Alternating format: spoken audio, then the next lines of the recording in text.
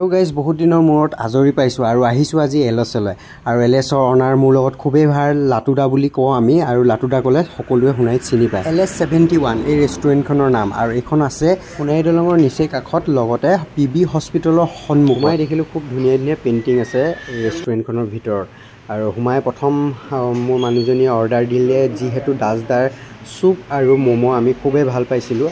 কথা পাতোঁতে আহি পালে আমাৰ অৰ্ডাৰ আৰু এইফালে চাটনি আৰু লগতে আমাৰ ম'ম' ৰেডি আৰু আৰম্ভ কৰিলোঁ আমি খাবলৈ। ম'ম' খাই থাকোঁতে আহি পাই গ'ল চুপ আৰু এনেকুৱা ডাঠ চুপবিলাক খুব ভাল লাগে আৰু দাসদাৰ চুপৰ কথা ক'বই নালাগে। তো বন্ধুসকল আৰু মোৰ লগত আছে আমাৰ পুৰণা বন্ধু মোৰ লগত খুবেই ঘনিষ্ঠ তেওঁক আপোনালোকক মিট কৰাই দিছোঁ। তাৰ মৰমতে দাসদা বুলি মাতোঁ আমি, কিন্তু তেওঁৰ নামটো সম্পূৰ্ণ নামটো হ'ল ৰাকেশ দাস। পূজাত আপোনালোকৰ কি অফাৰ থাকিব? পূজা বুলিতো এনেকৈ অফাৰ থাকে, আহিলে বা এইটো অফাৰটো গম পাবই কি অফাৰ কি নিদিওঁ। দাসদা ইয়াতে মই এটা কথা ক'ব বিচাৰিছোঁ, আপোনালোকৰ বহুত ৰেষ্টুৰেণ্টত দেখোঁ পূজা বুলি স্পেচিয়েল কি হ'ব আপোনালোকৰ?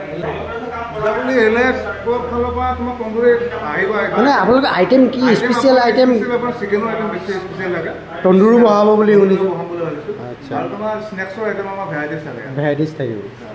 তো ইয়াত যিহেতু মানে আপোনালোকে বাৰ্থডে পাৰ্টি কৰিম ক'লেও খুবেই সুবিধা আছে আৰু তেওঁলোকে সকলোবিলাক সুবিধা কৰি দিব আৰু জেগাটুকুৰা আপোনালোকে দেখিছে নহয়, এটা সৰু সুৰা পাৰ্টিৰ কাৰণে বেষ্ট মানে ভেলু জেগা হয় আৰু বহুত ধুনীয়া জেগা হয়। আৰু ইয়াত আপোনাৰ বৰ ধুনীয়া ধুনীয়া কিছুমান পেইণ্টিং অঁকা আছে আৰু খুব ধুনীয়া ধুনীয়া পেইণ্টিং অঁকা আছে আৰু আপোনালোকে ইয়াত ফটো চটো ধুনীয়াকৈ মাৰিব পাৰিব আৰু খুব এনজয় কৰি আপোনালোকক যিখন বাৰ্থডে পাৰ্টি হওক বা যিকোনো এনিভাৰ্চেৰী পাৰ্টি হওক আপোনালোকে ধুনীয়াকৈ কৰিব পাৰিব আৰু সকলো ব্যৱস্থা তেওঁলোকে ধুনীয়াকৈ ইয়াত কৰি দিব।